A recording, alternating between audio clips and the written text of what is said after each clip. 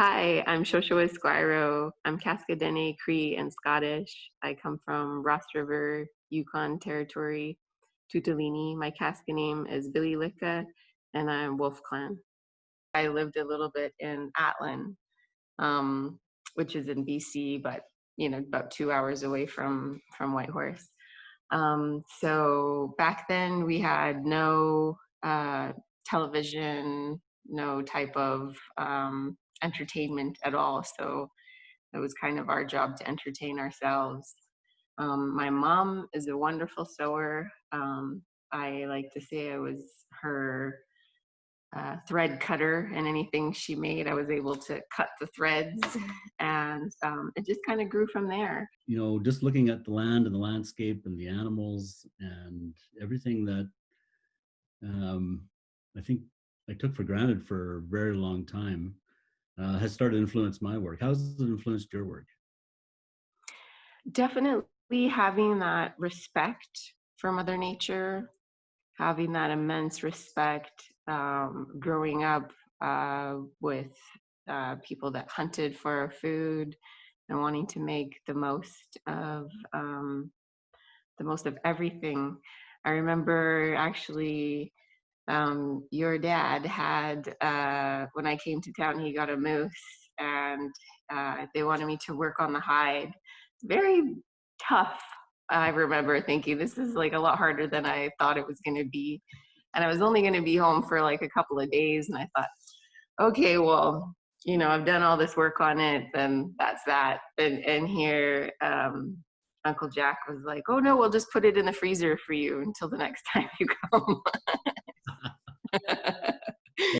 The tin pot that your auntie had that always had a project in it. Did you think as a 6-year-old and as you started growing up through high school time, did you ever think it would lead into a fashion career? One of the wonderful things about having a parent as an artist, um, I was always encouraged to dream big and to never set any type of like limitation. And that will go all the way to high school and having an amazing sewing teacher, Mrs. Kenny. And I remember picking these super difficult patterns that I'm sure she wanted to like pull out her hair. I just didn't want to sew like boxers or an apron or anything like that. And she would say, "We're going to get through this. We're going to work through this." And same, I play the piano. I had a wonderful piano teacher where I'd pick super hard, Beethoven, and they would always work through it as tough as it was, or breaking it down in little sections. So having like in those formative years, having really encouraging mentors and teachers, and never having anybody saying, this is too difficult for you, I think really helped. So myself not having any like limitations, or not ever like, doing a show in Paris on the Eiffel Tower. Of course, I wanted to do a show in Paris. I didn't really imagine it was going to be on the Eiffel Tower, but things like that, I never thought were too crazy of a dream.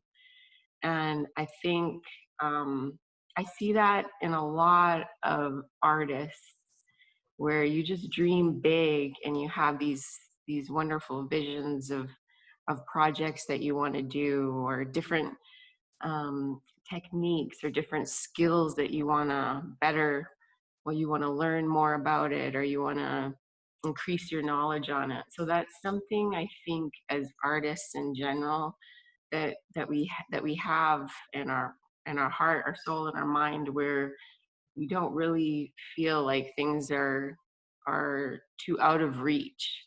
And I think that's helped me a lot in my career. When you have a passion, whatever it is, whether it's cooking, whether it's carving, whether it's fashion, um, really allow yourself to be open and to educate yourself in any way.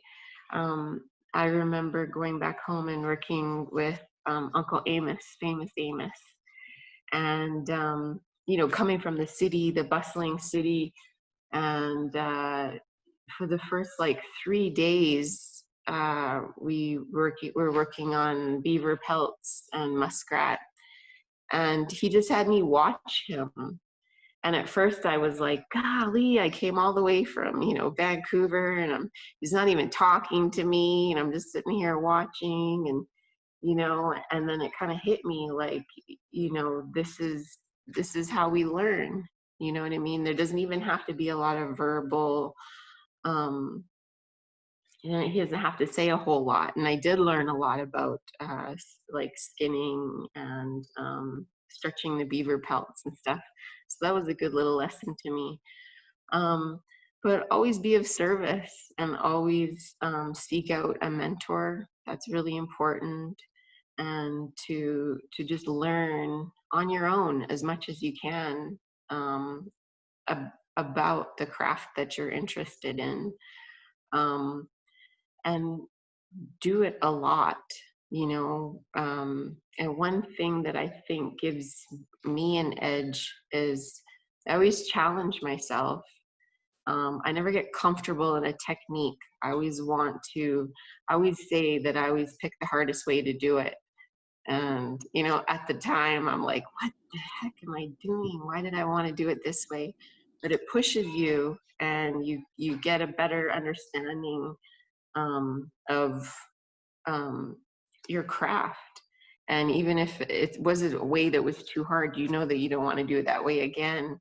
I remember I was beading on carp for the show in Paris, and it actually gave me carpal tunnel, ironically. So I'm not going to bead on carp anymore, but it made a beautiful product. Just won't do it again.